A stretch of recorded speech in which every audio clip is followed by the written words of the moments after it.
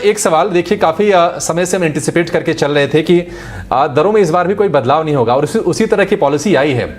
यहां से अब आप किस तरह की चाल देख रहे हैं बाजार में, और सेंटिमेंट के लिहाज से आपको आज की पॉलिसी कैसी लग रही है? गुड मॉर्निंग अभिषेक। मुझे लग रहा है कि देखिए पॉलिसी एक्सपेक्टेशंस के हिसाब से ही आई है।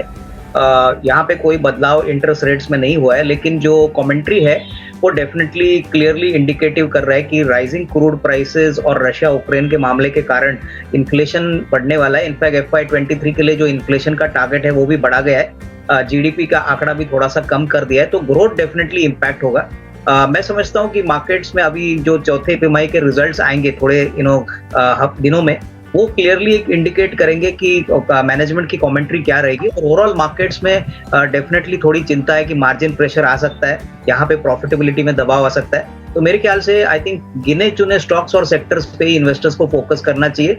मेरे ख्याल से आगे का जो मार्केट है वो थोड़ा सा वोलेटाइल रह सकता है, तो now is a time to be careful. But definitely अच्छी कंपनीज जो बेसिकली क्रूड या रॉ मटेरियल प्राइस इंक्रीज से का कोई लेना देना नहीं है, ऐसे सेक्टर्स पे फोकस करना चाहिए जहां पे पैसा बन सकता है। तो ओवरऑल नेट एज पर एक्सपेक्टेशन, लेकिन आगे जिस प्रकार का मैक्रो पिक्चर उभरता है उसके हिसाब से मार्केट डायरेक्शनल व्यू लेगा। एज ऑफ नाउ ऐसा कोई नेगेटिव इंपैक्ट आएगा ऐसा लग नहीं रहा है। कैम्स के शेयर हैं अविनाश जी, हमने देखा था कि शेयर ये 4,000 रुपए के ऊपर गया था, तो एक बार चढ़ा, उसके बाद फिर उसी रफ्तार से थोड़ा नीचे भी आया शेयर और अब 2,500 रुपए के आसपास है। क्या राय होगी आपकी, क्या इसमें निवेशित रहें, आगे इनको अच्छा फायदा होगा?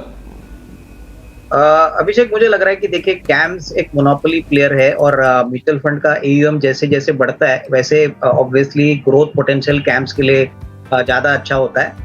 इनका मार्केट शेयर करीबन 75% है और मुझे लग रहा है कि आने वाले 5 और 10 साल में जिस प्रकार का AUM म्यूचुअल फंड में आएगा वो काफी सिग्निफिकेंटली ज्यादा आएगा, तो इसका फायदा कैम्स को जरूर मिलेगा। रही बात शेयर के प्राइस के लिए, तो मैं समझता हूँ कि डेफिनेटली मुनाफा वसूली आई है इसलिए स्टॉक गिरा है। इसमें कोई डाउट नहीं कि नंबर्स आगे आने वाले दिनों में अच्छे आएंगे। तो इनका अगर नजरिया कम से कम 1.5-2 साल है तो ही निवेशित रहिए। मैं समझता हूँ कि इसमें थोड़ा पेशेंस रखना जरूरी है, क्योंकि ये शेयर काफी स्लोली बढ़ता है और इसमें जो बिजनेस है वो थोड़ा सा मैच्योर बिजनेस है, तो इसमें कोई बड़ी ग्रोथ आती नहीं है, बट प्रॉफिटेबिलिटी बहुत सिग्निफिकेंटली अच्छी है। तो मेरे ख्याल से please hold on for the next 2 years, इसमें अच्छा खासा रिस्क रिवॉर्ड मिलेगा। शॉर्ट टर्म में हो सकता है कि ये थोड़ा सा आपको परेशान करे, but definitely medium to long term में पैसा बनेगा। अभिषेक, मुझे लग रहा है कि देखिए रूट मोबाइल एक वेल एस्टेब्लिश्ड डिजिटल प्लेयर है और जहां पे कैश फ्लोज काफी अच्छे हैं। ये दूसरे न्यू एज कंपनीज के मुकाबले में, जैसे कि जोमेटो या पेटीएम की बात करें, तो यहाँ पे कैश फ्लो पॉजिटिव है, बिजनेस भी बहुत तेजी से बढ़ रहा है और टेलीकॉम सेक्टर से जुड़ी हुई ये कंपनी है। ज्यादातर जो SMS जाते हैं वहां पे रूट मोबाइल का सॉफ्टवेयर यूज किया जाता है। तो मुझे लग रहा है कि अगले 2-3 साल के लिए बहुत बड़ी अपॉर्चुनिटी है और यहाँ पे बहुत सिलेक्टेड प्लेयर्स है। मुझे लग रहा है कि इनको होल्ड करना चाहिए, हो सके तो थोड़ा सा और इस प्राइस पे खरीद लीजिए। थोड़ा सा एवरेज कर सकते हैं, लेकिन नजरिया कम से कम 2-3 साल का रखिए। इसमें कोई डाउट नहीं कि कंपनी अच्छा पैसा बनाएगी, लेकिन शॉर्ट टर्म में नॉर्मली जैसे सारे शेयर्स में हम देखते हैं कि थोड़ा कंसोलिडेशन चल रहा है। मेरे ख्याल से FY23 के हिसाब से कंपनी डेफिनेटली अच्छा परफॉर्मेंस दिखाएगी। मुझे लग रहा है कि ये शेयर से इनको निकल जाना चाहिए। आपने सही कहा कि बेसिकली ये कंपनी डेट सर्विसिंग को लेके काफी बड़ी दिक्कत में है।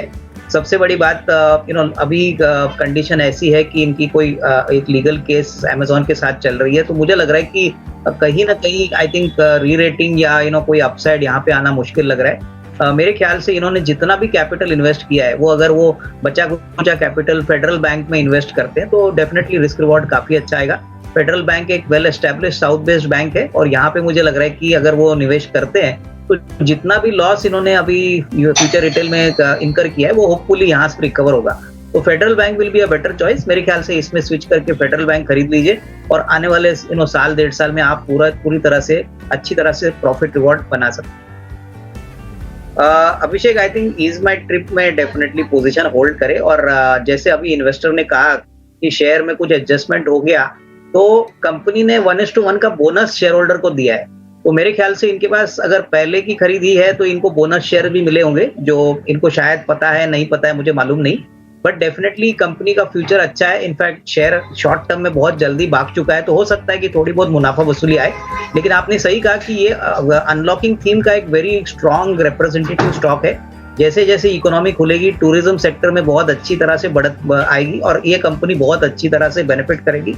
ओटीए में सिर्फ सेकंड नंबर का स्थान इसका है और बिजनेस बहुत तेजी से FY23 में ग्रो करेगा। तो मेरे ख्याल से 50% बुक कर लीजिए और बैलेंस होल्ड कर लीजिए। अच्छे नतीजे FY23 में आएंगे तो शेयर की डेफिनेटली चाल पॉजिटिव रहेगी। ख्याल से देखिए, टाटा पावर एक ऐसा शेयर है जो आपको अपने पोर्टफोलियो में अगले 1.5-2 साल के लिए रखना है, क्योंकि इनमें नॉट ओनली पावर जनरेशन है, लेकिन अभी इनका नया फोकस इलेक्ट्रिक व्हीकल इंफ्रास्ट्रक्चर है, सोलर है, रिन्यूएबल है, और जो वो तेजी से कर रहे हैं। अगले 2-3 साल में इलेक्ट्रिक व्हीकल इंफ्रास्ट्रक्चर और सोलर का पोर्टफोलियो बहुत सिग्निफिकेंटली बड़ा होगा। इनफैक्ट ये काफी स्ट्रेटेजिक इन्वेस्टर्स से भी बात कर रहे हैं कि इनके इलेक्ट्रिक व्हीकल और सोलर बिजनेस में वो निवेश करें। तो मुझे लग रहा है कि अगर इनको पैसों की जरूरत नहीं है तो 1.5-2 साल निवेशित रहिए। यहाँ से भी अच्छी खासी तेजी आ सकती है, क्योंकि ये ग्रोथ सेक्टर है और यहाँ पे Tata power is well position. बेशक मुझे लग रहा है कि इनको होल्ड करना चाहिए। इनका बाइंग प्राइस और सेलिंग प्राइस में ज्यादा कोई फर्क नहीं है, लेकिन जो इम्पोर्टेंट बात यह है कि अभी जो मामला जो ग्लोबल डेवलपमेंट्स रशिया में, श्रीलंका में हो गए हैं, इससे एक बात तो क्लियर है कि एग्रीकल्चर इनपुट्स का डिमांड काफी बढ़ेगी और इसमें डेफिनेटली फर्टिलाइजर एक्सपोर्ट्स में काफी बड़ा मात्रा में जो कंपनीज वेल एस्टेब्लिश्ड है उनको अपॉर्चुनिटीज मिलेगी। तो मुझे लग रहा है कि नेशनल फर्टिलाइजर्स को भी इनको होल्ड करना चाहिए। मेरे ख्याल से कहीं ना कहीं इनका भी एक्सपोर्ट ट्रैक रिकॉर्ड काफी अच्छा है। ओवरऑल डोमेस्टिक मार्केट में भी ये काफी बड़े प्लेयर है, तो डेफिनेटली यहाँ पे होल्ड करें और आने वाले 6 से 12 महीने में मुझे लग रहा है इस लेवल से भी अच्छी तेजी आएगी, तो यहाँ पे होल्ड करने की राय।